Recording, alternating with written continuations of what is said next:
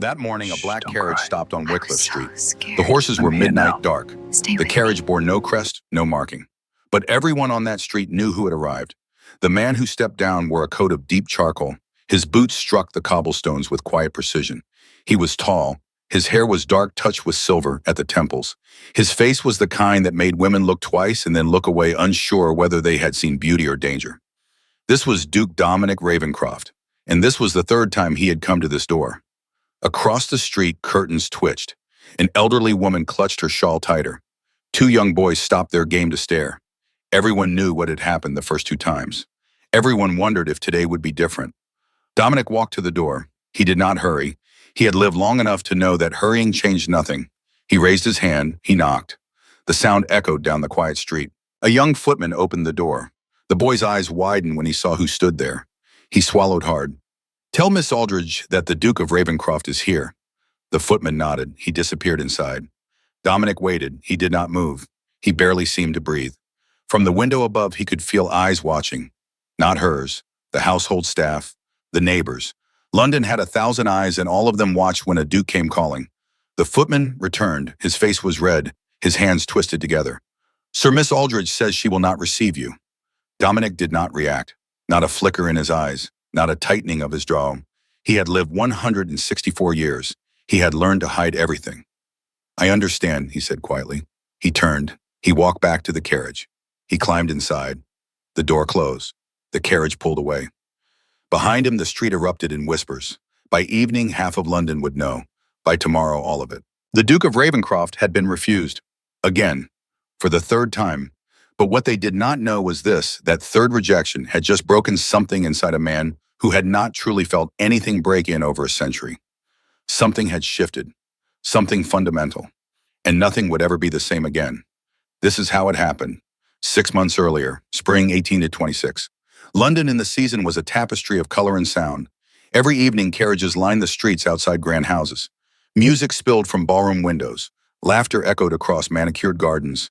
This was the world of the living, and Dominic Ravencroft moved through it like a ghost. He attended every ball. He danced with every woman who caught his eye. He smiled, he charmed. He made them believe for one evening that they were the only person in the room. And then he forgot them. Not cruelly, not deliberately. He simply could not hold on to the feeling. By the next morning, their faces blurred together. Their names became interchangeable. The spark that had drawn him to them faded like mist under sunlight. This had been his existence for 16 decades. He had been turned in his 38th year. A vampire of old blood had seen something in him worth preserving, or perhaps worth cursing. Dominic had never been certain which.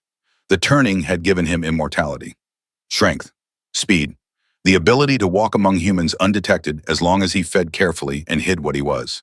But it had also hollowed him out. Emotions for Dominic were like colors seen through fog. He could identify them, name them, but he could not truly feel them.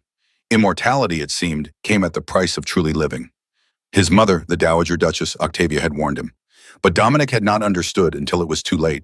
Now at 164 years old, he attended balls out of habit. He danced because it was expected. He smiled because it was polite. But inside, he was empty. Until the night he saw her. The Hartley Ball was in full swing when Dominic arrived. The ballroom glittered with candlelight. Women in silk gowns swirled across the floor. Men in dark coats stood in clusters discussing politics and horses and the latest scandals. Dominic moved through the crowd with practiced ease. He greeted acquaintances. He accepted a glass of champagne. He scanned the room with eyes that had seen the same scene 1,000 times before. And then he stopped. In the corner near the tall windows overlooking the garden stood a woman who was not dancing. She was young, perhaps 24 or 25. Her dress was simple compared to the elaborate gowns around her. Dark blue, well-made, but clearly not new. Her hair was pinned up in a style that was elegant, but understated. But it was not her appearance that caught his attention. It was the way she stood. Every other woman in that ballroom was performing, smiling, laughing, angling for attention, hoping to be seen. This woman was not performing, she was simply there. Her gaze was turned toward the window. She held a glass of lemonade but did not drink from it. She seemed entirely uninterested in the spectacle around her. Dominic felt something stir. It was faint. So faint he almost dismissed it. But it was there. Curiosity. He had not felt curious about anything in years. He set down his champagne. He crossed the ballroom. He stopped beside her. "You are not dancing," he said. She turned her head, looked at him. Her eyes were gray, the color of winter sky. For a moment, she said nothing. No, she said finally, I am not. That was all. No smile, no flutter of eyelashes, no attempt to engage him in conversation. Dominic was intrigued. May I ask why not? She studied him for a long moment. He had the distinct impression she was deciding whether he was worth her time. I do not particularly enjoy dancing, she said. Then why attend a ball? A friend invited me. It seemed rude to refuse.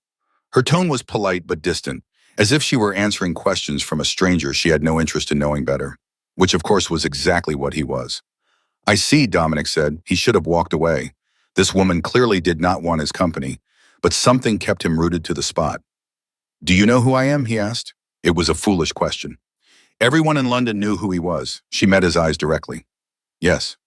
And yet you seem remarkably unimpressed. For the first time, the corner of her mouth lifted. Not quite a smile, but close. Should I be impressed? Dominic felt it again. That flicker of something, stronger this time. He had attended 1,000 balls, spoken to 1,000 women, and not one of them had ever asked him that question. Most people are, he said honestly. I am not most people. No, she certainly was not. May I have your name? He asked. She hesitated. Then, as if deciding it cost her nothing, she answered. Genevieve Aldridge. Aldridge, the name was familiar. He searched his memory. Yes, a family that had once been respectable, comfortable if not wealthy. But something had happened. A scandal. A financial collapse. It is a pleasure to meet you, Miss Aldridge. She inclined her head slightly, but she did not return the pleasantry. Across the room, Dominic saw a woman approaching. Older than Genevieve, but not by much. She had kind eyes and a warm smile. Genevieve, there you are, the woman said. She glanced at Dominic and recognition flickered across her face. Your Grace. Dominic bowed. Madam. Genevieve turned to the woman. Marguerite, this is the Duke of Ravencroft. Your Grace, this is Mrs. Marguerite Fairfax. Marguerite's smile widened. A pleasure, Your Grace. I hope Genevieve has not been too standoffish. She is not accustomed to balls anymore. On the contrary, Dominic said smoothly. Miss Aldridge has been excellent company. Genevieve gave him a look that suggested she knew he was lying. Marguerite glanced between them. Well, I shall leave you to your conversation. Genevieve, do not hide in the corner all evening. At least take a turn about the room. She departed. Dominic and Genevieve stood in silence. Your friend seems kind, Dominic said. She is.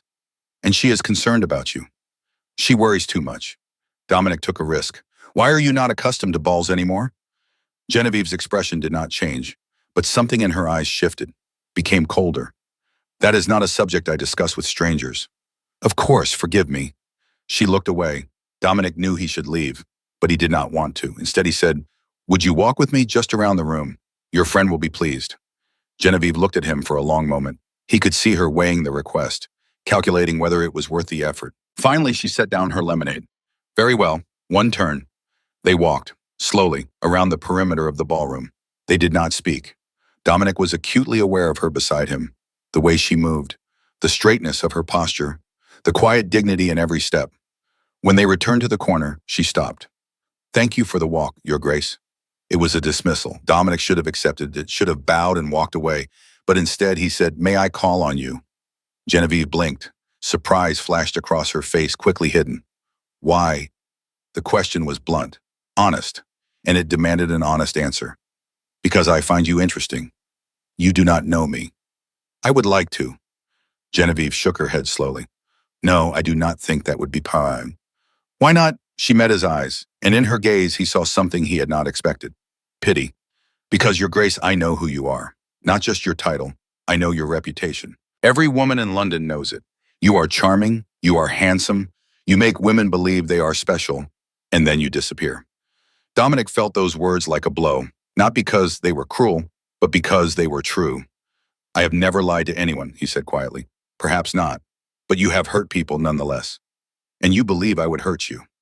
I believe you would try not to, but in the end, yes, you would.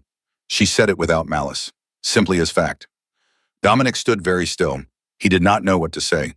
Genevieve gave him a small, sad smile. Enjoy the rest of your evening, Your Grace. She turned and walked away. Dominic watched her go, and for the first time in over a century, he felt something crack inside his chest. It was faint, barely there, but it was real. Pain. Dominic did not sleep that night. He stood in his study staring out at the dark London streets. He replayed the conversation in his mind over and over. She had dismissed him, not out of fear or shyness or coy manipulation. She had simply seen through him, seen the emptiness at his core, and decided he was not worth her time. And that rejection had hurt. It should not have. He had been rejected before, countless times in countless ways. But those rejections had felt distant, theoretical, like reading about pain in a book. This was different. This was real. Dominic pressed his hand to his chest. His heart still beat, though slower than a human's. He could feel it now, each beat, each pause. He could feel. He went to his desk, pulled out a ledger, and began to investigate. By morning, he knew everything there was to know about Genevieve Aldridge. Her father, Thomas Aldridge, had been a gentleman of moderate means. Not wealthy, but comfortable, respectable. The family had attended the right events, moved in the right circles. Then 3 years ago, Thomas had developed a gambling habit. At first, small bets, cards with friends, nothing alarming. But the habit grew, the bets became larger, the losses mounted. Within 2 years, he had lost everything. The family home, the investments, the standing in society. A year ago, Thomas Aldridge had died. The official cause was recorded as heart failure. But the whispers said he had taken his own life, unable to bear the shame. Genevieve at 21 had been left with nothing. No money, no family support, no prospects. Most women in her position would have found a distant relative to take them in, or accepted a marriage of convenience to an older man willing to overlook the scandal. Genevieve had done neither. She had moved into a small house in a quiet part of London. She had taken a position as a private tutor to the children of wealthy families. She taught literature, French piano. She earned her own living. She asked for no one's pity. She attended no balls, accepted no invitations. Until Marguerite Fairfax, an old friend from before the fall, had insisted she come to the Hartley ball. Dominic sat back in his chair. He stared at the notes he had written. This woman had lost everything, and instead of breaking, she had rebuilt. Alone. He thought of her standing in that ballroom, not hiding but simply apart, watching the world she had once belonged to with no bitterness, no longing, just quiet acceptance. And he thought of her words to him. You do not know what love is. You only know wanting. And when you have what you want, you will leave. She was right, but for the first time in 164 years, Dominic wanted to prove someone wrong. He did not go to her immediately. He knew that would be a mistake. She had made her feelings clear. If he appeared at her door the next day, she would see it as exactly what she had accused him of. A man who wanted something and pursued it without thought. So he waited. 2 weeks passed. During that time, Dominic made inquiries, discreet ones. He learned which families employed Genevieve as a tutor. He learned her schedule, where she shopped, where she walked. He did not approach her. He simply learned. And then he acted. Through a series of careful intermediaries, Dominic arranged for her father's remaining creditors to receive payment. He ensured 2 additional wealthy families sought her services as a tutor. He did it all without leaving any trace back to himself. And then finally, 2 weeks after the ball, he went to her. It was a Tuesday afternoon. He knocked on the door of her small house. The same young footman answered. Tell Miss Aldridge that the Duke of Ravenscroft would like to speak with her. The footman's eyes widened. He nodded and disappeared. 5 minutes later, he returned. Miss Aldridge will see you, Your Grace. Dominic was led into a small sitting room. It was simply furnished, a few chairs, a table, books stacked neatly on a shelf, student notebooks on the desk. Everything was clean, ordered. There was a dignity to the space despite its modesty. Genevieve entered. She wore a plain dress. Her hair was pinned back. She looked tired. Your Grace, she said. Her tone was polite but wary. Dominic stood. Miss Aldridge, thank you for seeing me. I confess I am surprised you came. I wanted to speak with you. Why, always that question. Why, Dominic had rehearsed this conversation a dozen times in his mind. He had prepared elegant words, persuasive arguments. But standing here in this simple room with this woman looking at him with those clear gray eyes, all his preparation fled. Because I cannot stop thinking about you, he said. It was the truth, and it surprised him as much as it seemed to surprise her. Genevieve's expression did not soften. Your Grace, I told you. I know what you told me, and you were right. I do not know what love is. I have lived a long life, and I have never felt it. But when I met you, something changed.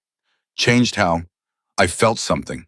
For the first time in many years, I felt something real. Genevieve studied him. And what do you want from me? A chance. To do what? To prove that I am capable of more than you believe.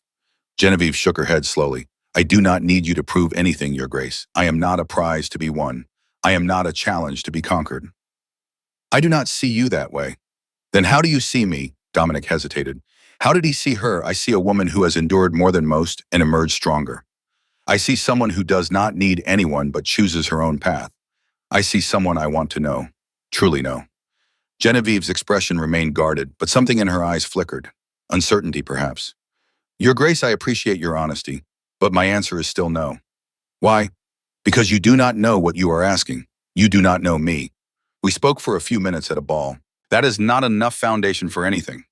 Then let me get to know you. And when you do, when the novelty fades, what then? You will leave, just as you have left every other woman you have pursued.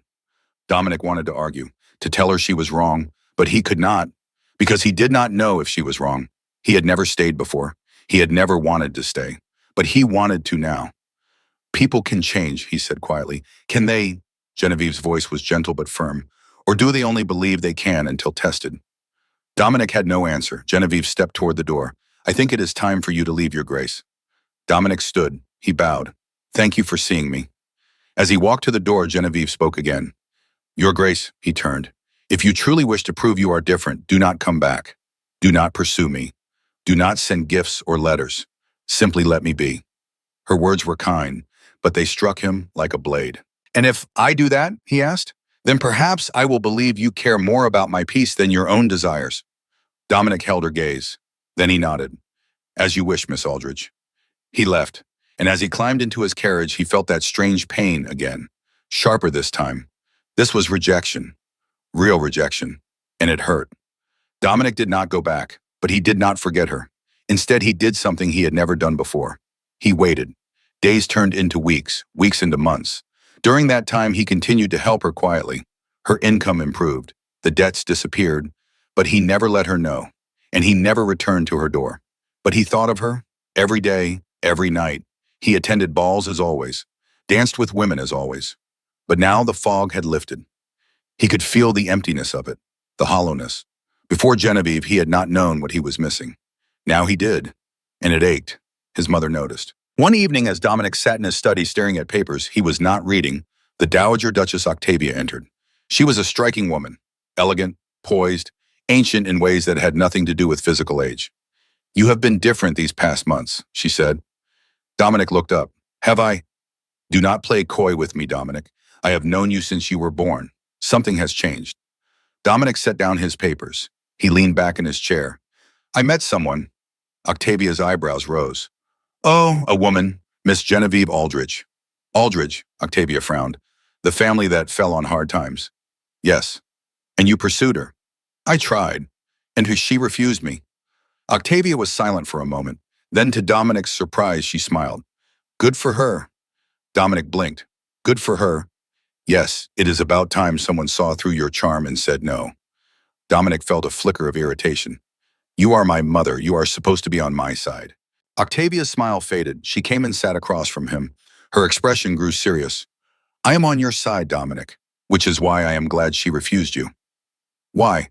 Because for the first time you are feeling something real. Rejection, pain, longing. These are human emotions, and you have not felt them in decades. Dominic looked away. I do not enjoy them. No one does, but they mean you are waking up. Waking up from what? Octavia reached out and placed her hand over his. Her skin was cool, pale. From the curse of our kind. Vampires live forever, Dominic. But in doing so, we often stop truly living. We become observers, spectators in our own existence. I know, but you are not a spectator anymore. You are feeling, hurting, hoping. That is what it means to be alive. Dominic met his mother's eyes. She will not see me. She told me to leave her alone. Then respect her wishes. I have been for months. Good, but it does not change the fact that I think of her constantly. Octavia squeezed his hand. Then perhaps it is time to show her that you have changed, not through words, through actions. I have been helping her, anonymously. Octavia's smile returned. Then continue, and be patient. If she is meant to be yours, she will see, in time. And if she is not, Octavia's expression grew sad. Then you will have learned what it means to love someone enough to let them go. Dominic absorbed those words. They settled into him like stones. His mother stood. Do not give up, Dominic, but do not force it either. True love cannot be rushed or demanded. She left. Dominic sat alone in the dark, and for the first time in over a century he prayed. He did not know who he was praying to. God, perhaps. The universe. Fate. He prayed that Genevieve would see him, not as the Duke, not as the charming rake, but as the man he was trying to become. The man who, for the first time in 164 years, wanted something more than a fleeting distraction. He wanted her. Over the next 4 months, Marguerite Fairfax hosted a series of small dinners at her home. Intimate affairs, only 6 guests, and always Genevieve and Dominic were among them. Dominic had not asked for the invitations. He suspected his mother had spoken to Marguerite, but he accepted them gratefully. At the first dinner, Genevieve stiffened when she saw him, but that evening Dominic did not give her special attention. He spoke with everyone at the table equally. He asked the scholar about his work, complimented the married woman on her insights into literature, listened to the elderly gentleman's stories with genuine interest, and when Genevieve spoke, he listened. But he did not react as if her words were more important than anyone else's. He treated her as an equal, not as a prize, Genevieve noticed. He could see it in the way she watched him, cautiously at first, then with something that might have been curiosity. At the second dinner, she was more at ease. A topic came up at the table: literature. Genevieve shared a thought. Dominic listened carefully and responded. He had clearly thought about his answer. Genevieve noticed that too. At the third dinner, the conversation turned to books. Genevieve mentioned her father's library, how she had spent hours there as a child, how when the house was sold, the thing that hurt most was losing the books. Dominic listened.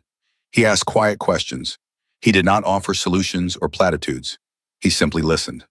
As the evening ended, Genevieve lingered. The other guests had departed. She stood in the hallway with Dominic. "You have been different," she said quietly. "Different how tongue. Patient, respectful. You have not pressured me. You have not tried to win me with grand gestures. You asked me not to. Most men would not have listened." Dominic met her eyes. "I am trying to be the kind of man who listens." Genevieve's expression was unreadable, but her voice was softer when she spoke. "I have discovered something recently." "What is that?" "Someone has been helping me, anonymously, debts paid, new students referred. I cannot prove who it was, but I have my suspicions." Dominic's heart beat faster. He said nothing. "If it was you," Genevieve continued, "I want you to know that I am grateful, but also troubled." "Why troubled?" "Because I do not know if you did it because you care about me or because you hoped it would change my mind."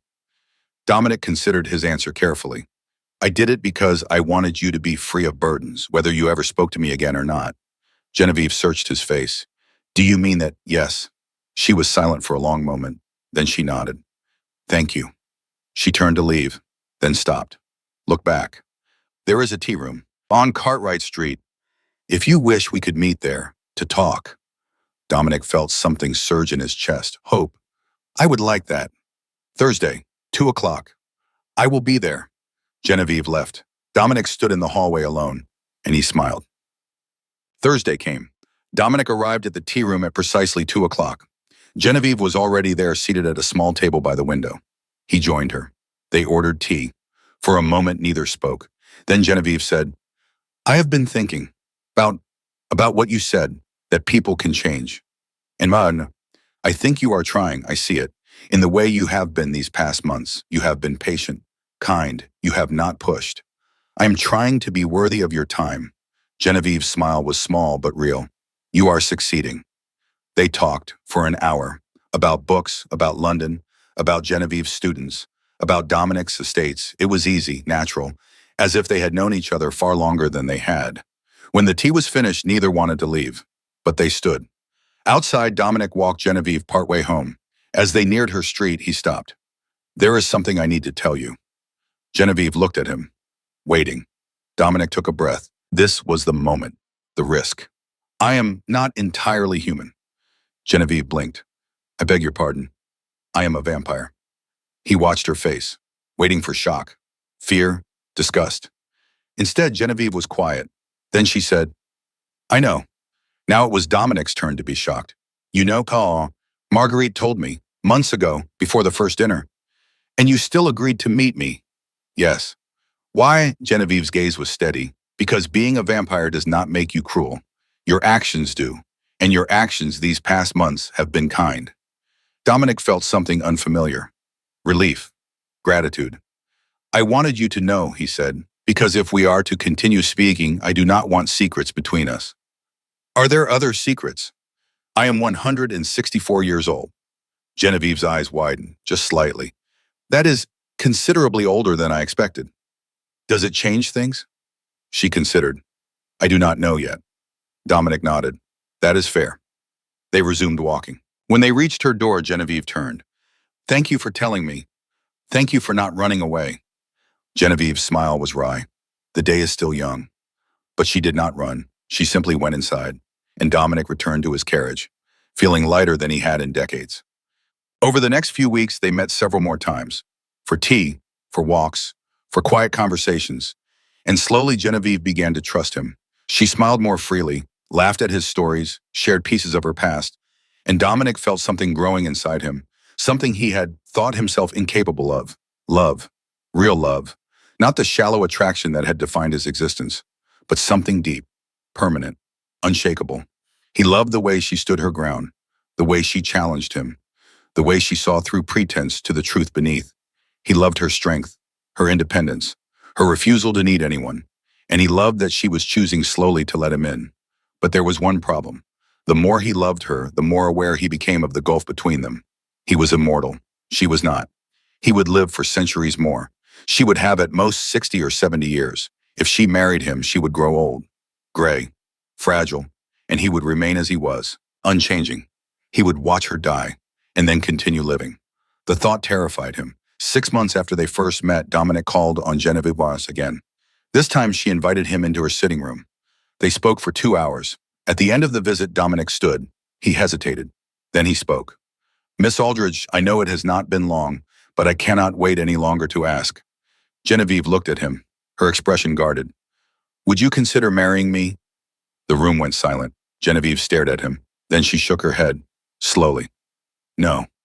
Dominic felt the word like a physical blow, but he kept his voice steady. May I ask why?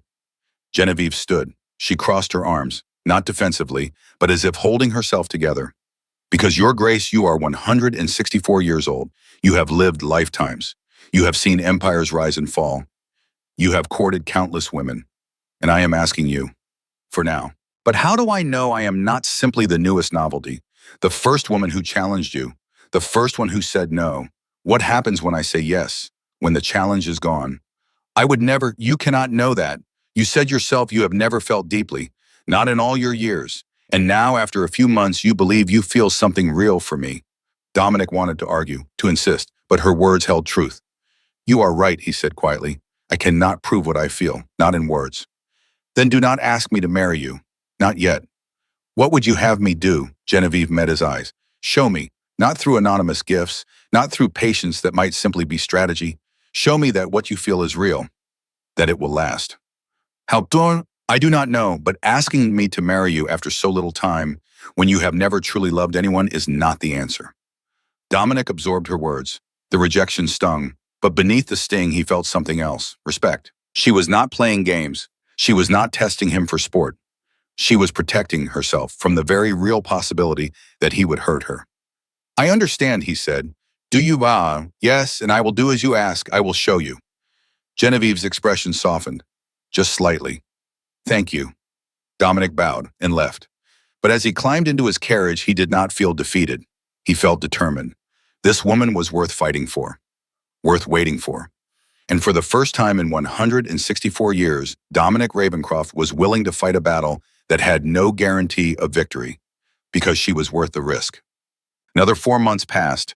During that time, Dominic continued to see Genevieve. Not every day, not even every week, but regularly. He did not pressure her, did not mention marriage again. But he showed up, consistently, patiently.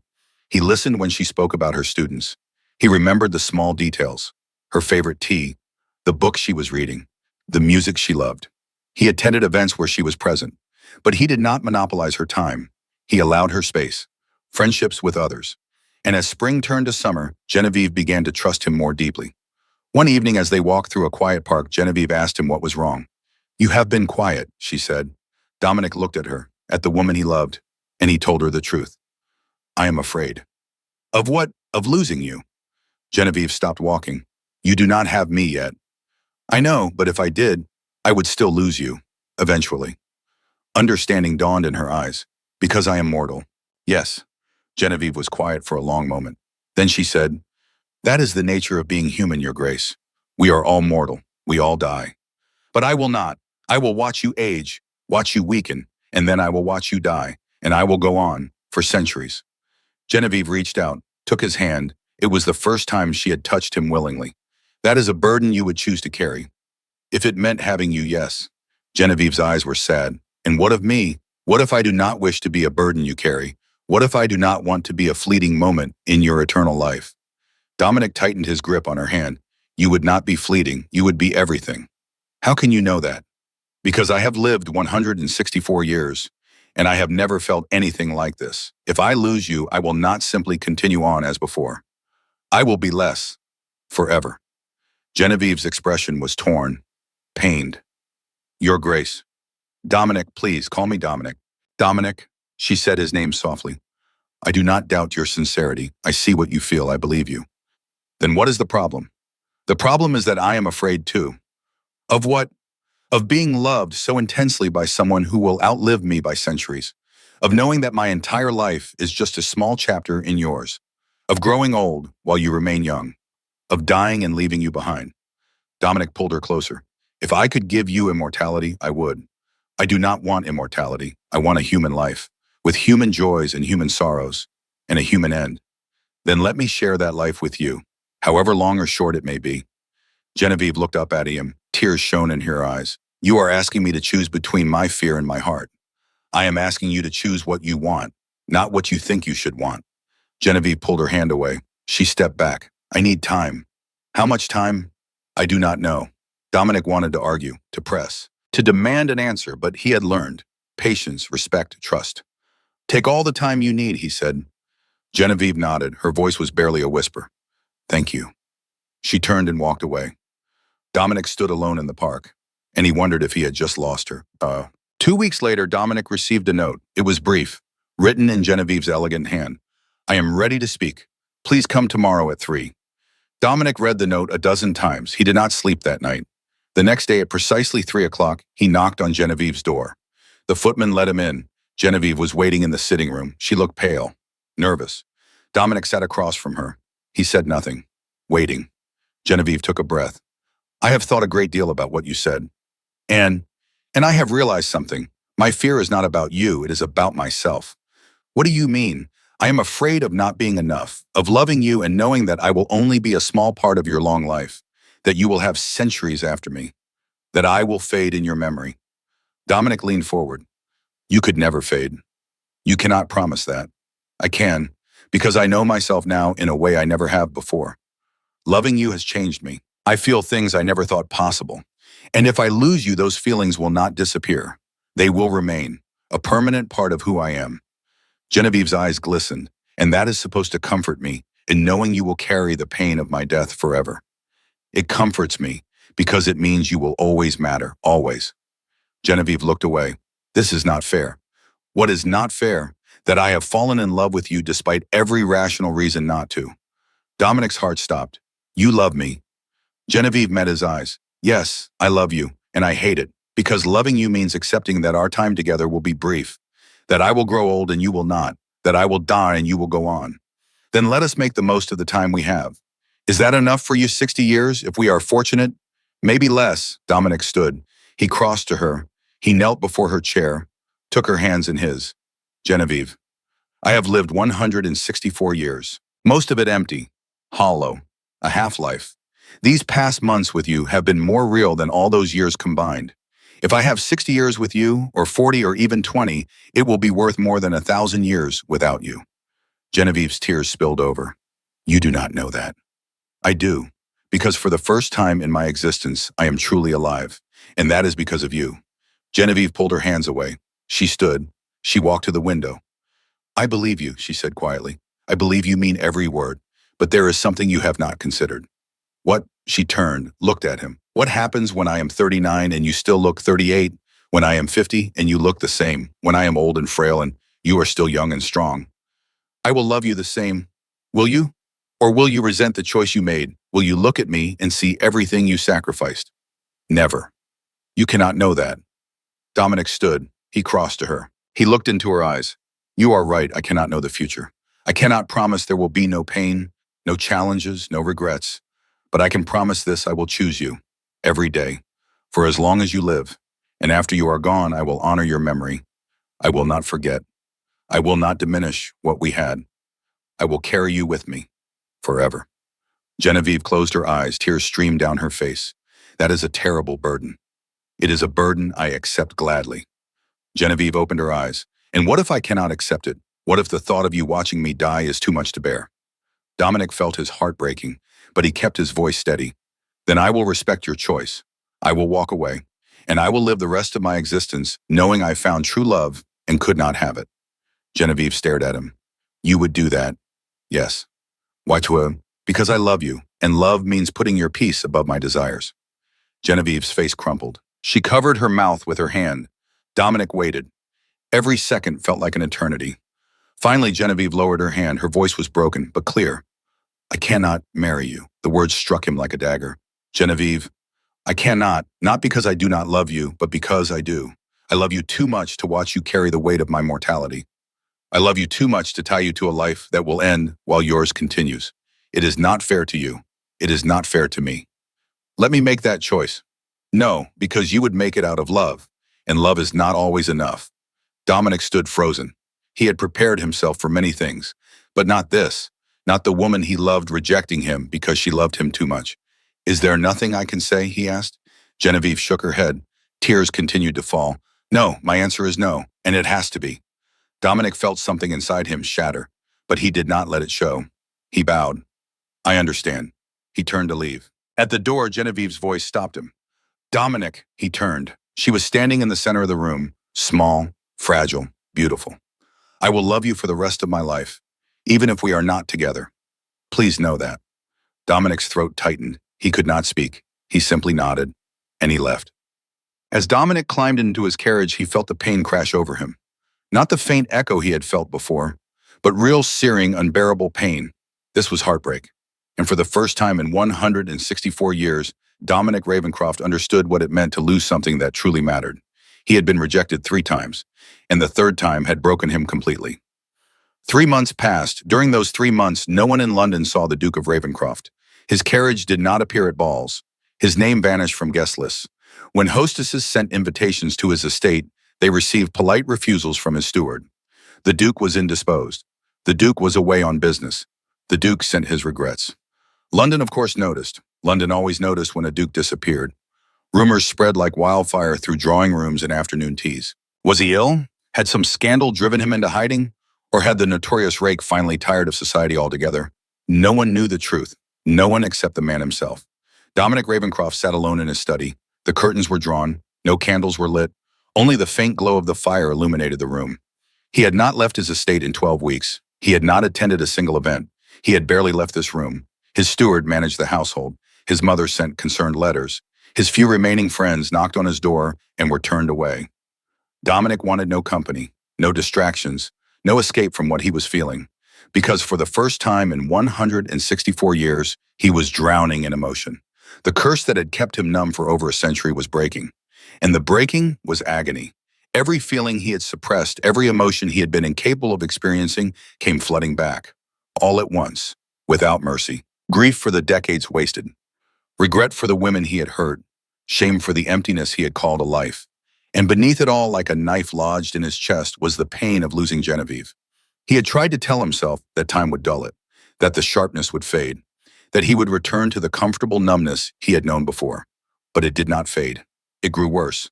Every morning he woke and remembered her voice, her gray eyes, the way she had looked at him when she said she loved him, and the way she had looked at him when she said no. Dominic stared into the fire. He had not fed properly in weeks.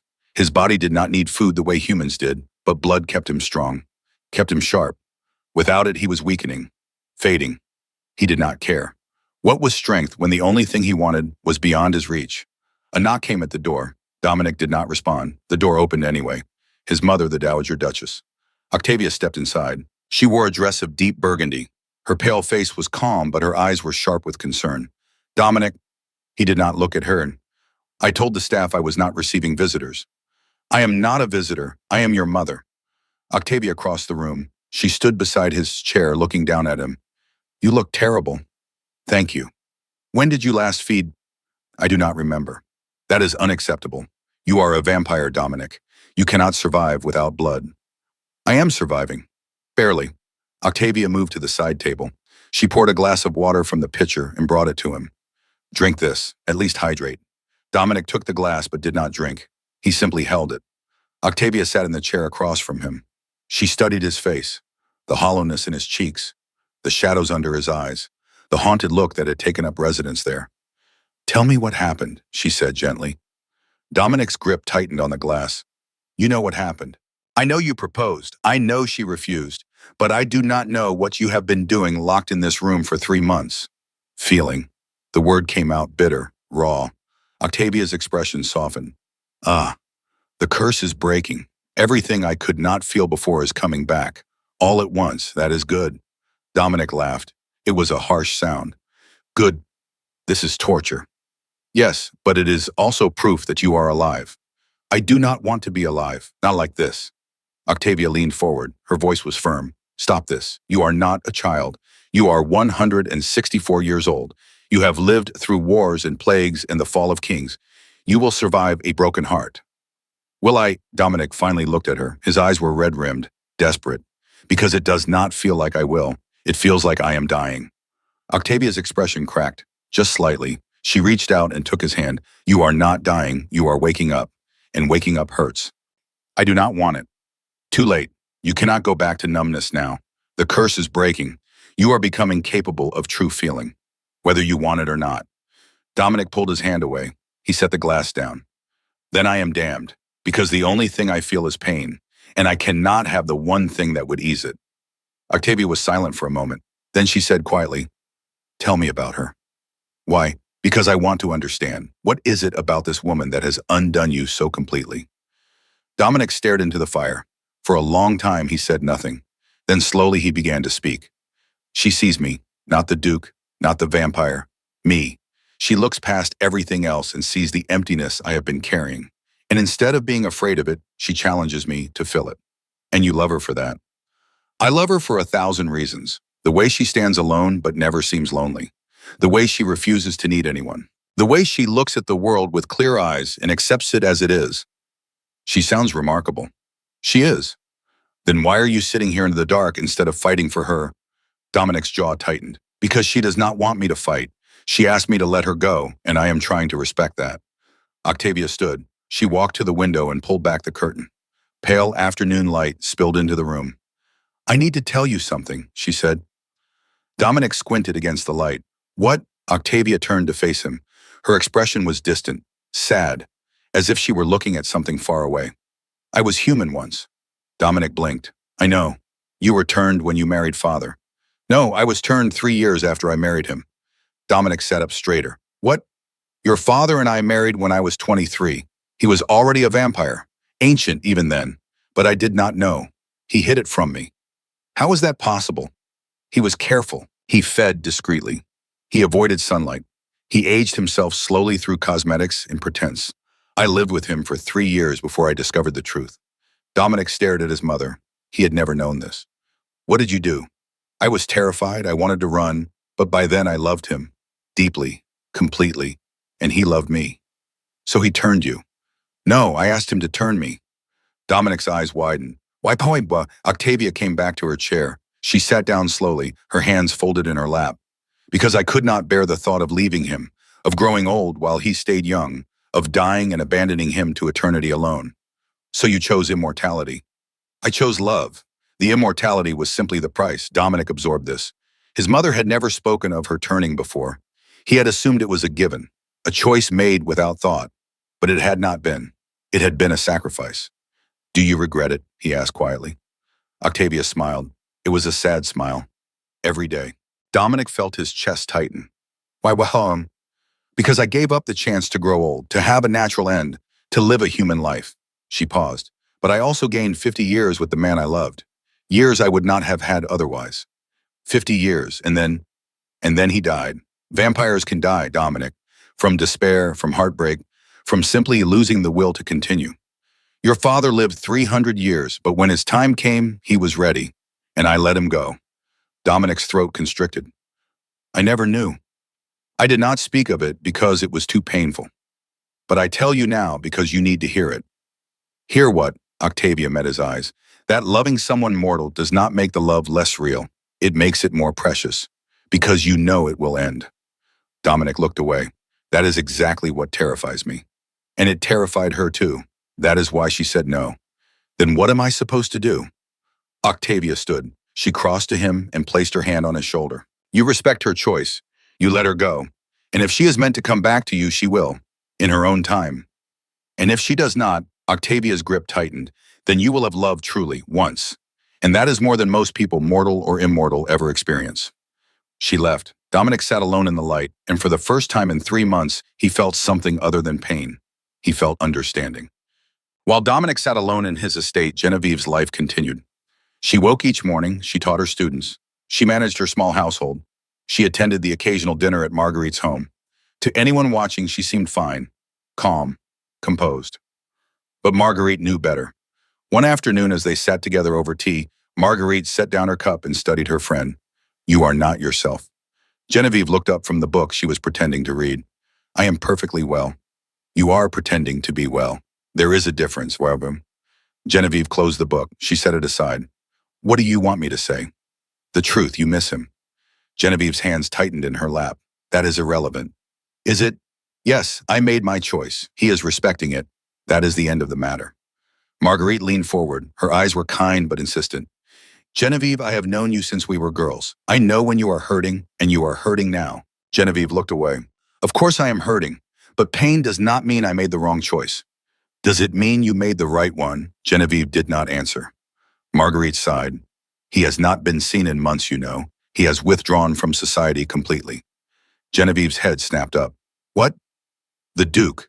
No one has seen him since early summer. He declines every invitation. He does not attend any events. People are beginning to talk. Genevieve's heart clenched. Why are you telling me this? Because you care, and because I think you should know. It does not change anything. Does it not? Genevieve stood. She walked to the window. Outside London moved on. Carriages passed, people walked. Life continued. I cannot go to him, Marguerite. Why not? Because if I do, I will weaken. I will say yes, and then I will spend the rest of my life fearing the day I lose him. Marguerite came to stand beside her. And now, what are you doing now? Living, as best I can. You call this living? You are going through the motions, Genevieve. You are not truly present. You are haunted by a choice you cannot unmake and a man you cannot forget. Genevieve's eyes stung. She blinked hard. What would you have me do? I would have you be honest with yourself. You love him. He loves you. The only thing standing between you is fear.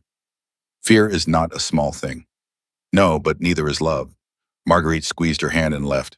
Genevieve stood at the window for a long time, staring at nothing, feeling everything. 2 weeks later, something changed. Genevieve was walking home from a student's house when she saw the carriage. It was black, elegant, and it was parked outside a townhouse 2 streets over. She would not have noticed it at all except for the crest on the door. The Ravencroft crest. Genevieve stopped. Her heart began to race. Was Dominic inside? Had he returned to society? She told herself to keep walking. It was none of her concern. She had made her choice, but her feet did not move. And then the door opened. A woman stepped out. She was beautiful. Dark hair, pale skin, a dress of deep violet. A vampire. Genevieve could tell from the way she moved. The preternatural grace. The stillness. Behind her, a man appeared in the doorway. Tall, dark hair. Even from a distance, Genevieve recognized him. Dominic. Her breath caught. He looked different. Thinner, tired, but it was him. The woman said something. Dominic nodded. She reached out and touched his arm, a gesture that seemed intimate, familiar. Then she leaned in and kissed his cheek. Genevieve turned and walked away, quickly, before they could see her. Her mind raced, her heart pounded. Who was that woman? Why was Dominic with her? She told herself it did not matter. She had no claim on him. She had refused him. He was free to see whomever he wished. But the image of that woman's hand on his arm burned in her mind. By evening, the rumor had spread. The Duke of Ravencroft had been seen with Lady Isolde Blackthorne, a vampire widow of considerable beauty and questionable reputation. The whispers said they had been lovers once, years ago, before Isolde's husband had died. Now it seemed they were rekindling their acquaintance. Marguerite heard the rumor and came to Genevieve immediately. Do not believe everything you hear, she said. But Genevieve had already believed it. Because why would Dominic not move on? She had pushed him away. He had every right to seek comfort elsewhere. And yet the thought of him with someone else made her feel as if her chest were splitting open. She realized with dawning horror that she had been lying to herself. She had told herself she was protecting them both, sparing them future pain. But the truth was simpler and more devastating. She loved him. She had always loved him. And the thought of losing him, whether to time or to another woman, was unbearable. But it was too late. She had made her choice, and Dominic had moved on. Genevieve did not know the truth. The truth was that Lady Isolde Blackthorne was dying. Vampires could not die from age or disease, but they could die from despair, from heartbreak, from the simple loss of will to continue. Isolde had lost her husband 5 years ago. He had been ancient, powerful, and when he chose to end his existence, Isolde had been left alone. She had tried to go on, but the weight of eternity without him had become too much. She was fading, slowly, painfully.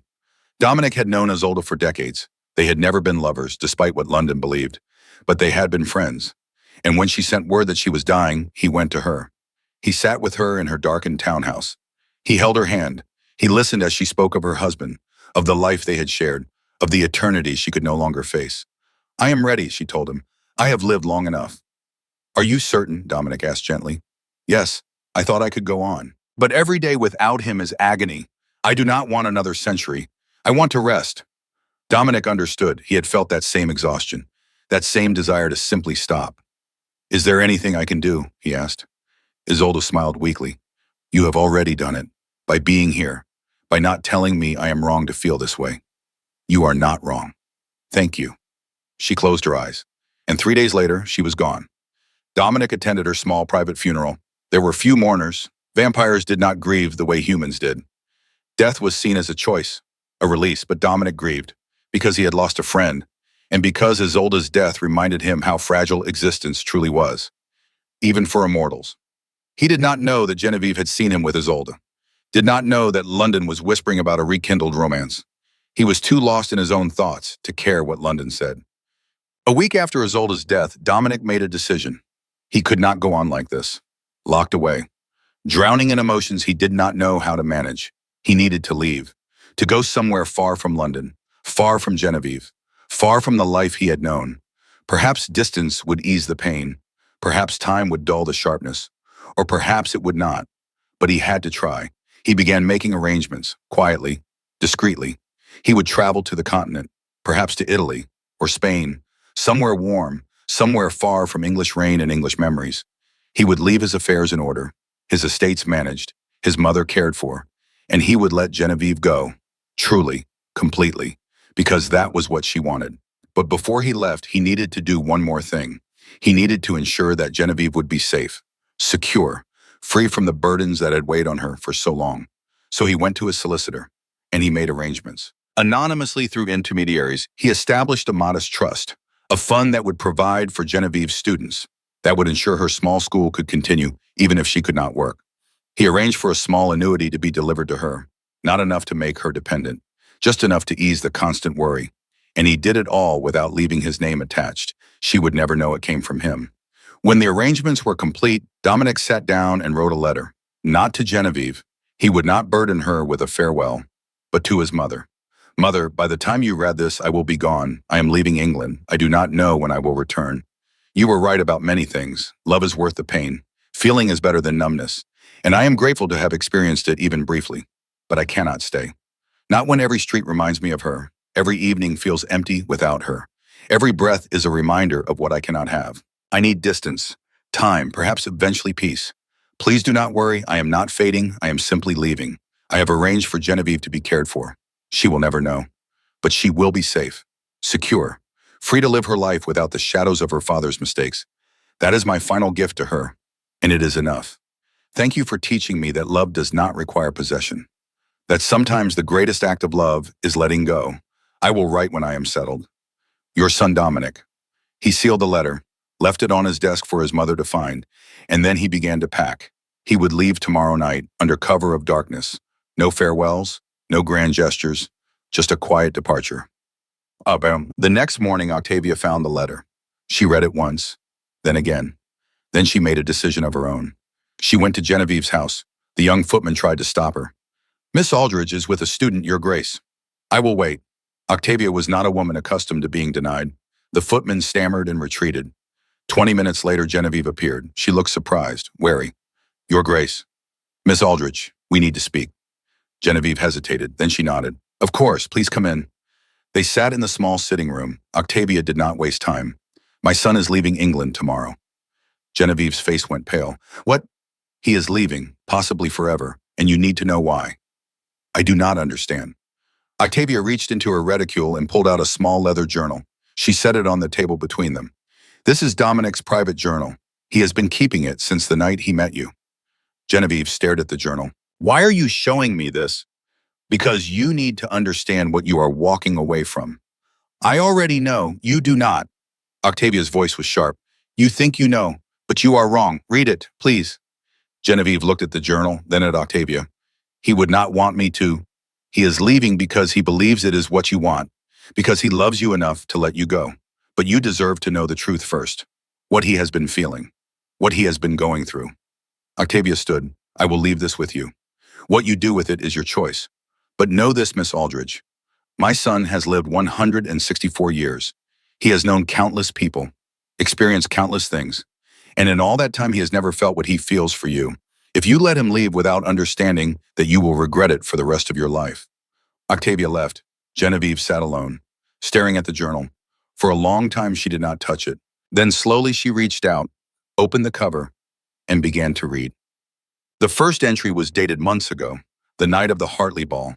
I met a woman tonight, Miss Genevieve Aldridge. She looked at me as if I were no one, as if my title, my charm, my very existence meant nothing. It should have been insulting. Instead, it was intoxicating. For the first time in decades, I felt curious, not attracted, not interested, curious about who she is, about what she sees when she looks at me, about whether I could ever be worthy of that clear, uncompromising gaze.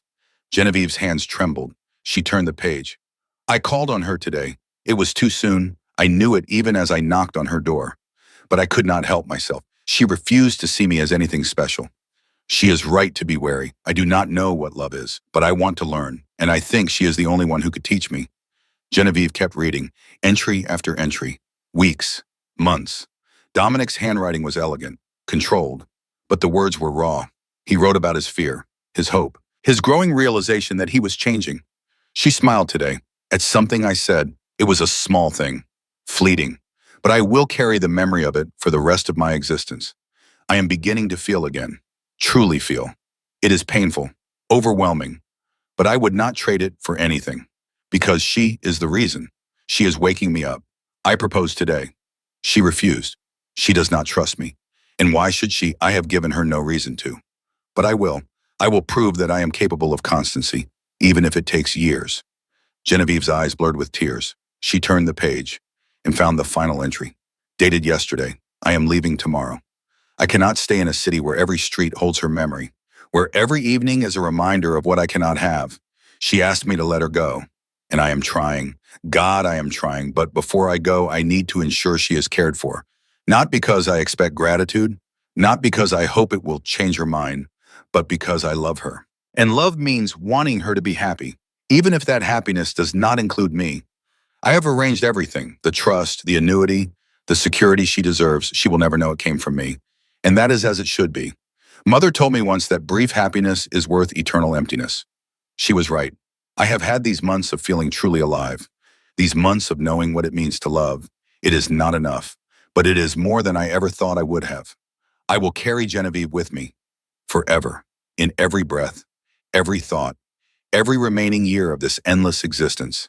And I will honor her choice, even though it destroys me, because that is what love is. Genevieve closed the journal. Tears streamed down her face. She had been so wrong. She had convinced herself that she was protecting them both, that walking away was the noble choice. But she had not been noble. She had been afraid. Afraid of loving him and losing him. Afraid of being a burden. Afraid of the pain that inevitably comes with mortality. But Dominic had never asked her to be anything other than herself. He had never wanted to change her, to turn her, to make her into something she was not. He had simply wanted to love her, for as long as she would let him. And she had said no, not because she did not love him, but because she loved him too much. But love was not supposed to be safe. It was supposed to be brave. And she had been a coward. Genevieve stood. She wiped her eyes, and she made a decision. She would go to him before he left, before it was too late. She would tell him the truth, that she loved him, that she had always loved him, that her fear was not his burden to carry, and she would ask him to stay.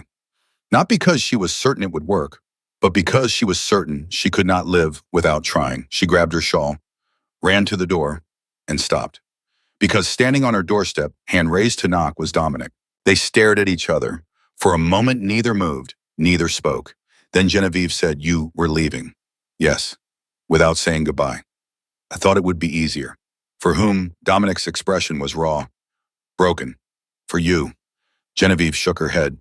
Tears fell freely now. "You fool. Nothing about this has been easy for me." "Then why?" "Because I was afraid, because I thought I was protecting us both. But I was wrong." Dominic stepped closer. His eyes searched hers. "What are you saying?" Genevieve took a breath. This was it. The moment. The choice. She could retreat, protect herself, let him go, or she could be brave. She chose bravery. "I am saying that I read your journal. Your mother brought it to me, and I am saying that I love you. I have always loved you. And I was a fool to think that fear was stronger than that." Dominic's breath caught. "Genevieve, let me finish, please." She stepped closer, close enough to touch him. "I cannot promise you forever. I cannot promise that I will not grow old while you stay young. I cannot promise that my death will not hurt you. I do not need those promises.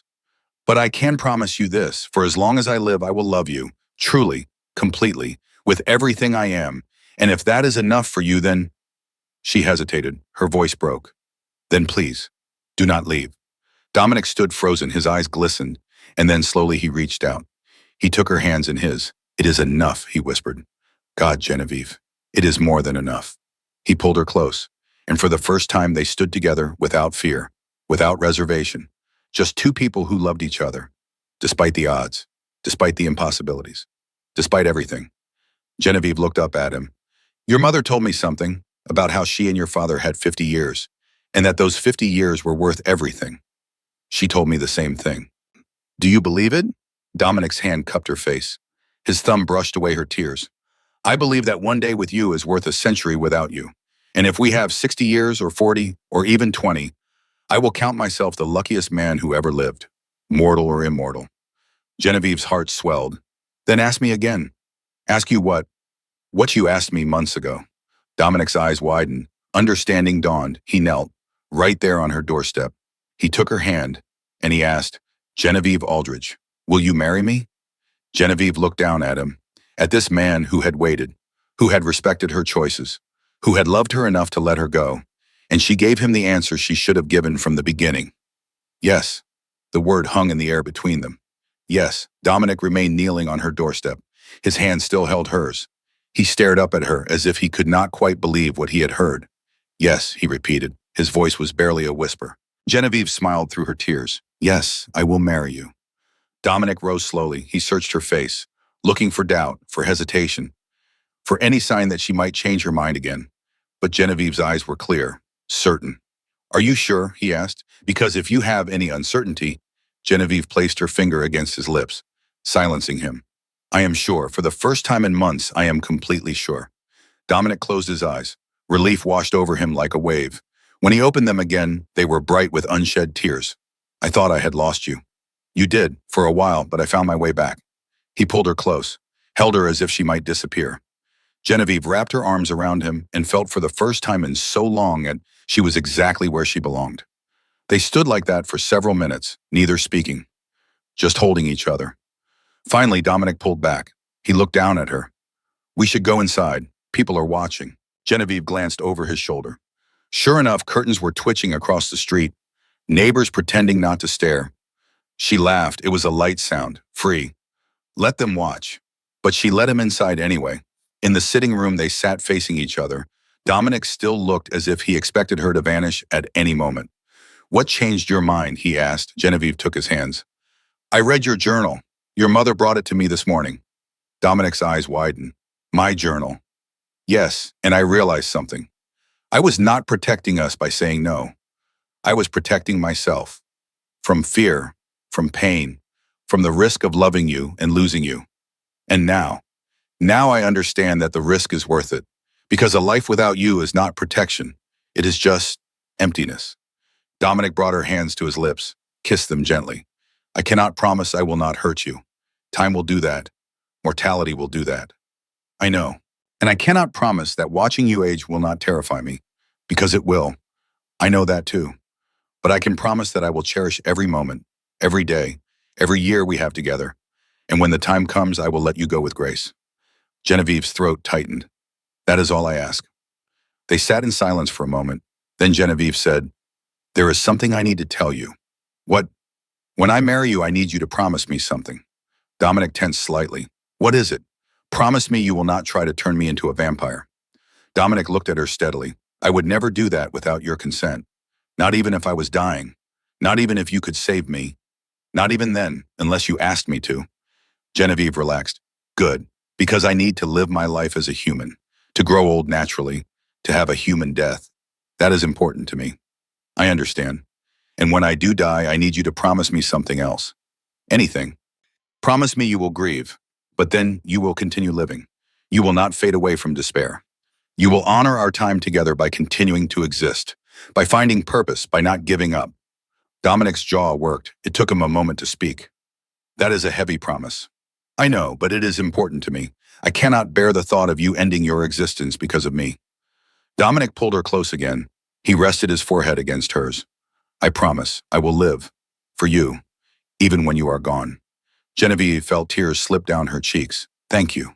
They held each other, and in that moment they made a pact, not just to love each other, but to love each other well, honestly, without illusions about what the future would bring. It was the most honest promise either of them had ever made.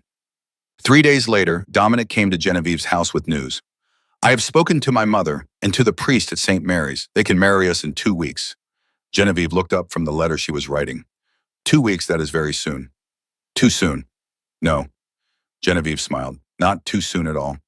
I thought we might have a small ceremony, just family and close friends. Nothing grand. That sounds perfect. Dominic hesitated. There is one thing you should know. When word gets out that we are marrying, society will talk. They already talk. Yes, but this will be different.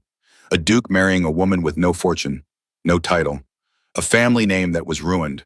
There will be those who say I am making a mistake, that you trapped me, that I have lost my mind. Genevieve set down her pen. And does that concern you? Not in the slightest, but I want you to be prepared. Some people will be cruel. Some will refuse to acknowledge you. Some will make your life difficult. Well, Genevieve stood. She crossed to him, took his hands. I've already lost everything once. Society's approval means nothing to me. As long as I have you, I can face anything. Dominic's expression softened. You are braver than you know. I am learning. He kissed her forehead. Then let them talk. We will weather it together. The announcement appeared in the papers 2 days later. The Duke of Ravencroft was to marry Miss Genevieve Aldridge. The wedding would be small, private, at St. Mary's Church. London exploded. In drawing rooms across the city, women gasped over their tea. Men raised eyebrows over their newspapers. Mothers clutched their pearls and wondered what the world was coming to. The Duke of Ravencroft, the most eligible bachelor in England, the man who had eluded every trap for decades, marrying a nobody, a woman with no money, no connections, a fallen family name. It was scandalous, shocking, utterly incomprehensible. Some said Genevieve must have bewitched him. Others said the Duke had finally gone mad. A few whispered darker theories involving blackmail or scandal. But a small number of people, those who knew Dominic and Genevieve personally, simply smiled, because they understood. This was not a scandal, it was a love story. The days before the wedding passed quickly. Genevieve spent them in a blur of preparation. There was little to do, no grand ball to plan, no elaborate dress to commission, just a simple ceremony and a quiet celebration afterward. But there were still decisions to make, invitations to send, arrangements to confirm. Marguerite helped with everything. She was thrilled, overjoyed. I knew it, she kept saying. I knew you belonged together. Octavia, Dominic's mother, visited Genevieve one afternoon. She came alone, sat in the small sitting room with tea she did not drink. I wanted to speak with you, Octavia said, before the wedding. Genevieve set down her cup. Of course, but they show. I told you before that I was once human, that I married a vampire, that I chose to be turned. Yes, Octavia's gaze was distant. What I did not tell you was why I am telling you this now. Why blind? Because I want you to understand that you do not have to make the same choice I did. Dominic will love you whether you remain human or not. He has already promised you that, and I believe him. I know. But I also want you to know that if you ever change your mind, if you ever decide you want immortality, he will give it to you, without hesitation, without question. Genevieve absorbed this. Are you saying I should consider it? No, I am saying the choice is yours, always. And no one, not even Dominic, should pressure you either way. He has not. Good. Octavia leaned forward. But I also need to tell you this. Being turned changed me. It gave me more time with the man I loved.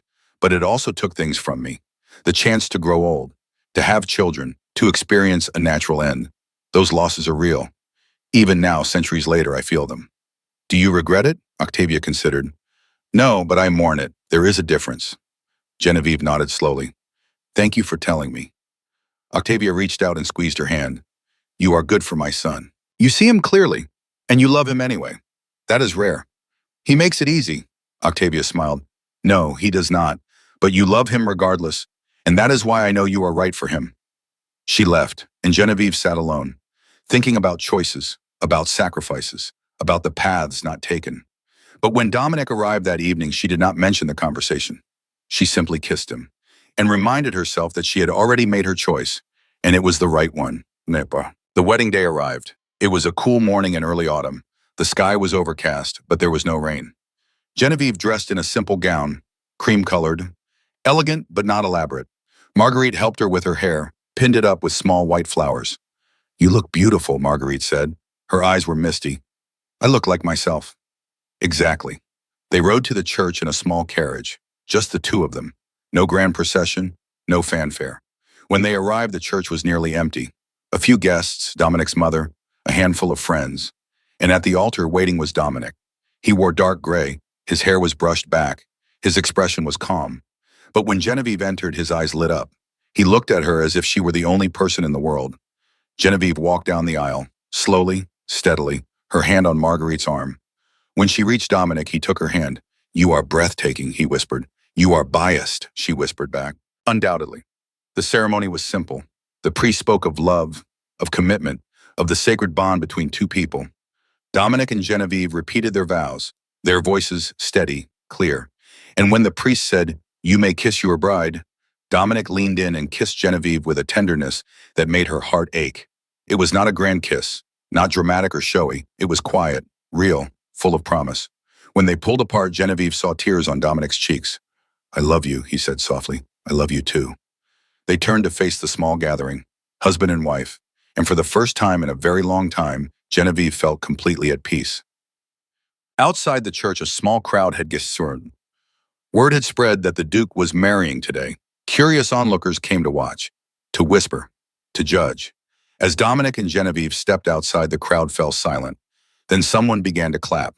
It was an elderly woman, standing at the back. Her applause was slow, deliberate. One by one, others joined. Not everyone, but enough. The applause was not thunderous, but it was real.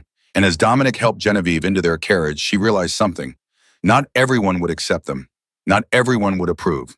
But some would, and that was enough. So, they did not take a honeymoon. Dominic had suggested it, but Genevieve declined. I do not need to go away, she said. I just need to be with you. So they stayed in London. Dominic moved Genevieve into his estate. She brought her books, her small belongings, her quiet dignity. The household staff who had served Dominic for years welcomed her cautiously at first. But Genevieve was kind, respectful. She learned their names, asked about their families, treated them as people, not servants. Within a month, they adored her. Octavia visited often. She and Genevieve became close. They spoke of books, of music, of the challenges of loving men who lived outside the normal flow of time. And Dominic watched his wife navigate her new life with quiet grace. One evening, as they sat together in the library, Genevieve looked up from her book. I have been thinking, she said, about my students. I do not want to stop teaching. Dominic set down his own book. Of course not. Why would you? I thought perhaps now that I am a duchess, it might be inappropriate. Dominic crossed to her, knelt beside her chair. Genevieve, you are not required to become someone else just because you married me. If teaching brings you joy, then teach. I will support you. Truly, Truly, Genevieve smiled. Then I want to expand. I want to open a small school for girls who cannot afford tutors. Girls from families like mine was. Fallen families. Girls who need education but have no means. Dominic's eyes lit up. That is a wonderful idea. You think so? I think it is brilliant, and I think we should do it together. Together. I will provide the building, the funding. You provide the vision, the teaching. We will make it real. Genevieve's throat tightened. You would do that? I would do anything for you. Surely you know that by now. Genevieve pulled him close, kissed him. I am beginning to. Within 6 months, the school opened. It was a small building in a modest part of London. Nothing grand, but it was clean, bright, filled with books and desks and hope. Genevieve taught 3 days a week. Literature, mathematics, French, history. Girls came. Slowly at first, then in greater numbers. Word spread that the Duchess of Ravencroft was offering free education to girls of limited means. Some families were suspicious, but others were grateful, desperate for their daughters to have opportunities they themselves had never had. Dominic visited the school often. He did not teach, but he listened to the girls read. He asked about their progress. He encouraged them, and he watched Genevieve transform. She was radiant when she taught, alive in a way that had nothing to do with him and everything to do with purpose. It reminded him why he loved her, not because she needed him, but because she did not. The years passed, 1, 2, 5, 10.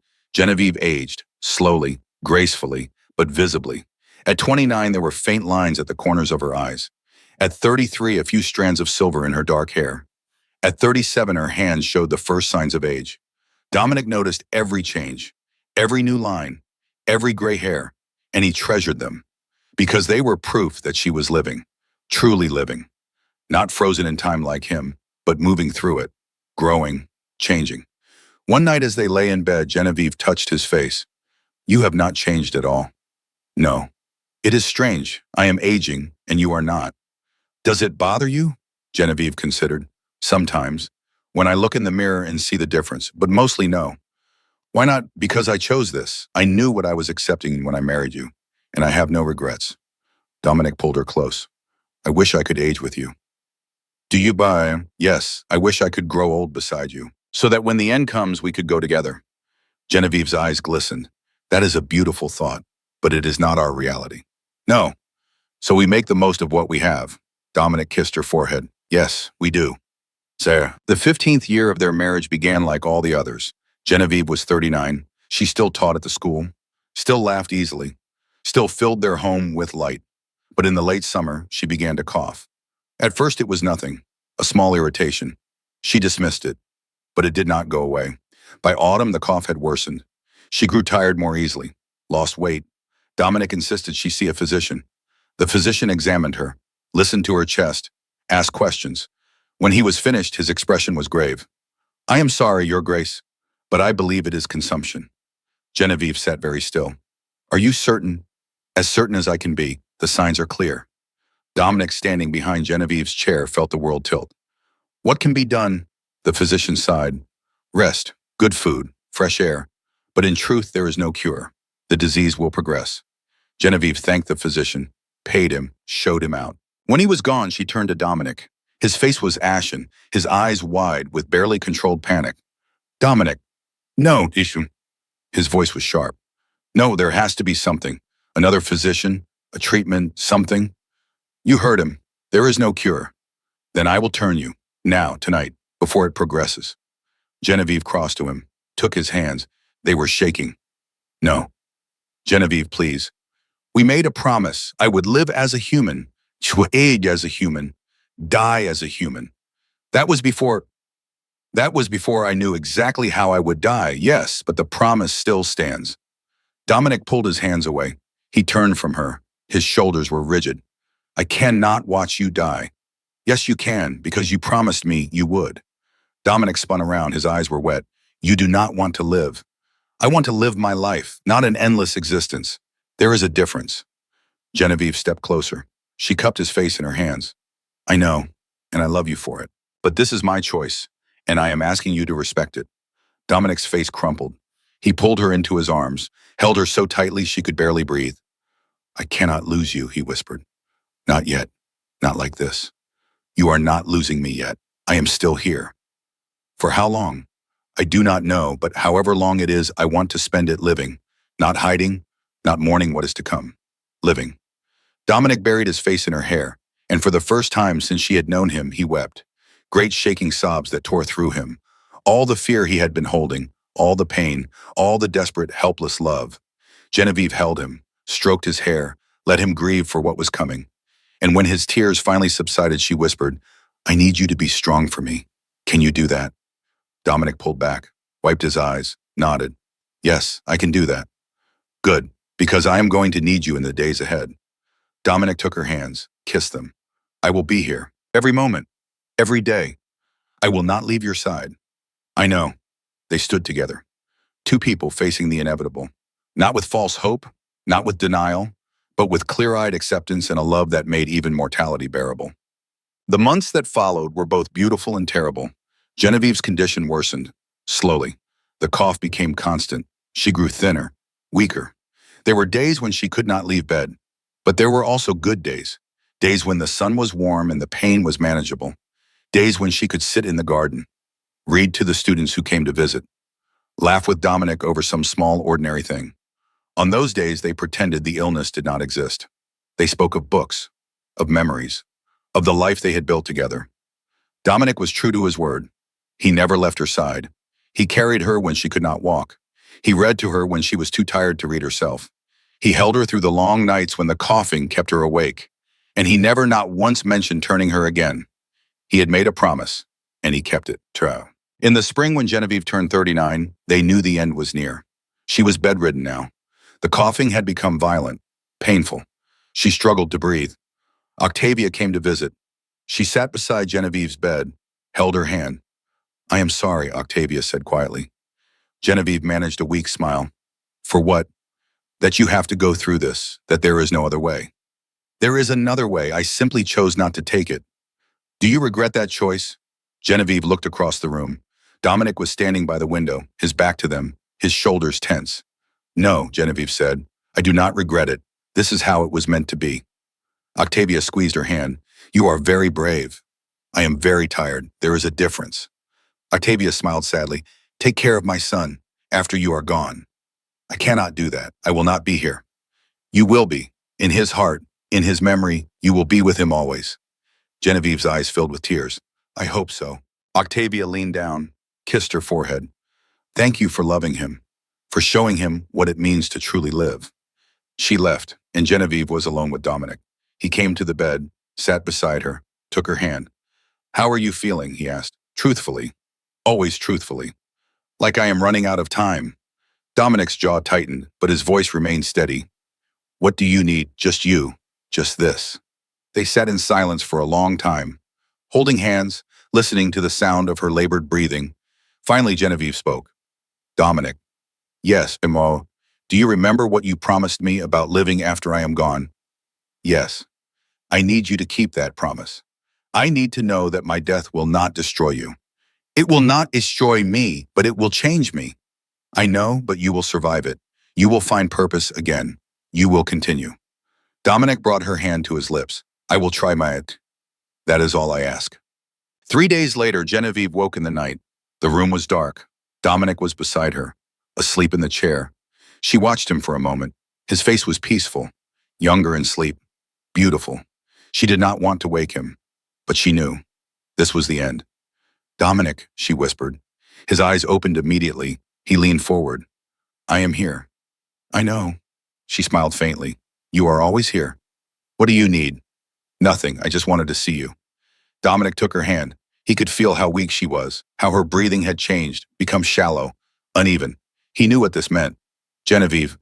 "Shh, do not say anything. Just listen." He nodded. Genevieve took a shaky breath. "These 15 years with you have been the best of my life. You gave me love, purpose, a home. I could not have asked for more. You deserved more." "No, I deserved exactly this, and I am grateful for every moment." Dominic's vision blurred, but he did not look away. Genevieve's voice was getting weaker. "Promise me something. Anything. Promise me you will not forget how to live, how to feel, how to love." "I promise." "Good." She closed her eyes, opened them again. "And promise me you will keep the school open. For the girls. They need it." "I promise." "Thank you." Her breathing became more labored. Dominic felt panic rising, but he forced it down. She needed him to be calm, strong. "Genevieve, I love you," he said. His voice broke. "I will love you forever." She smiled. A real smile. Peaceful. "I know, and I will love you too, even when I am gone. You will never be one, not truly." "No, I will be here." She touched his chest, over his heart. "Always." Her hand fell back to the bed. Her eyes closed. Her breathing slowed. Dominic held her hand, stroked her hair, whispered words of love and comfort. And in the quiet hours before dawn, Genevieve Ravencroft took her last breath.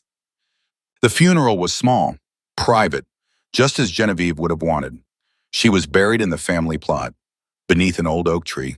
Dominic stood at the grave long after everyone else had left, staring at the freshly turned earth. He felt hollowed out, empty, as if someone had reached inside him and removed something vital. But he did not break. He did not fade, because he had made a promise, and he would keep it. Damn. In the days that followed, Dominic returned to the estate. He went through Genevieve's things, her books, her letters, her small treasures, and he found something, tucked inside her journal, a letter, in her handwriting, written just days before her death. "My dearest Dominic, if you are reading this, then I am gone, and you are still here, still living, as you promised. I know these days will be hard. I know you will grieve, but I also know you will continue, because that is who you are, a man of your word. I want you to know that I do not regret a single day we spent together. Not one in. Even knowing how it would end, I would choose you again, 1,000 times. You gave me 15 years of happiness, of purpose, of love, deeper than I ever thought possible. And in return, I hope I gave you something too. I hope I taught you that life, even finite life, is worth living fully. Do not carry guilt. Do not wonder if you could have saved me. You honored my choices. You respected my wishes. You loved me the way I needed to be loved. And now I need you to do one more thing. Find joy again, not to replace me, but to honor the time we had. Live, love, feel. Do not close yourself off. You have centuries ahead of you. Spend them well, for both of us. I will be waiting for you, somewhere, somehow. And when your time comes, whenever that may be, I will be there to greet you. Until then, live. All my love, forever yours, Genevieve." Dominic read the letter 3 times. Then he carefully folded it, placed it in his breast pocket, over his heart. And for the first time since she had died, he felt something other than pain. He felt purpose. She was right. She had always been right. It was time to live again. The school became Dominic's focus. He expanded it. From 1 building to 3, he hired more teachers. He funded scholarships. He ensured that hundreds of girls like Genevieve had been received the education they deserved. He kept Genevieve's classroom exactly as she had left it, her desk, her books, the small vase she had always filled with flowers. Every week he placed fresh white roses in that vase. He taught there sometimes. History, literature. The girls loved him, but they also sensed something in him, a quiet sadness that never quite left. He never remarried, never courted. When people asked why, he simply said, "I had my great love. One was enough." The years passed. 10, 20, 30. Dominic aged not in body but in spirit. His eyes became deeper. His smile, when it came, was tinged with memory. Octavia visited him often. She worried, but Dominic assured her he was well. He was living, keeping his promise. And he was, in his own way. 30 years after Genevieve's death, on a quiet evening in autumn, Dominic sat in his library. Genevieve's portrait hung above the fireplace. He had commissioned it years ago. From memory, the artist had captured her perfectly. The gray eyes, the quiet strength, the slight smile. Dominic looked at the portrait, and he spoke aloud. "I kept my promise. I lived. I grieved. But I did not give up." The portrait, of course, did not answer, but Dominic felt her presence anyway. Warm, comforting, real. The school thrives. Hundreds of girls have passed through its doors. They carry your legacy forward. He reached into his pocket, pulled out the letter, unfolded it one more time. "Thank you," he whispered, "for 15 years, for teaching me what love is, for showing me that a finite life can be more meaningful than an infinite one." He carefully refolded the letter, placed it in a small wooden box on his desk. Beside it, he placed one of the white roses from Genevieve's classroom. And then he sat down, opened a book, and began to read. Outside, the city moved on. Time continued its endless march. But inside that library, in the quiet space between memory and present, Genevieve and Dominic existed together still. Not in the same world, not in the same time, but connected, always, by a love that had defied mortality, not by conquering death, but by accepting it and choosing to love anyway. Decades later, when Dominic had lived long enough, when the weight of years finally grew too heavy, when he was ready to rest, he made his final arrangements. He left the school to a board of trustees, ensured it would continue in perpetuity, funded scholarships in Genevieve's name, and he requested to be buried beside her, beneath the oak tree. When he passed, there were few mourners. He had outlived most who knew him, but the school closed for one day, and hundreds of women came to pay their respects, to honor the Duke who had kept his wife's dream alive. They placed white roses on both graves, and they told stories about the Duchess who had taught them, about the Duke who had loved her enough to let her be herself. The headstones stood side by side, simple, elegant. Genevieve Ravencroft, beloved wife, teacher, friend, 1802 to 1841. Dominic Ravencroft, Duke of Ravencroft, beloved husband, 1662 to 1871, reunited at last. And beneath the oak tree, two souls rested, together again, after a separation that had lasted decades but had never truly parted them. Because love, real love, does not end with death. It transforms, it endures, it becomes part of the fabric of the world. And in the halls of the school they built together, in the lives of the girls they helped, in the stories that would be told for generations, Genevieve and Dominic lived on. Not as Duke and commoner, not as vampire and human, but as two people who had loved each other completely, imperfectly, courageously. And that love had been enough, more than enough. It had been everything.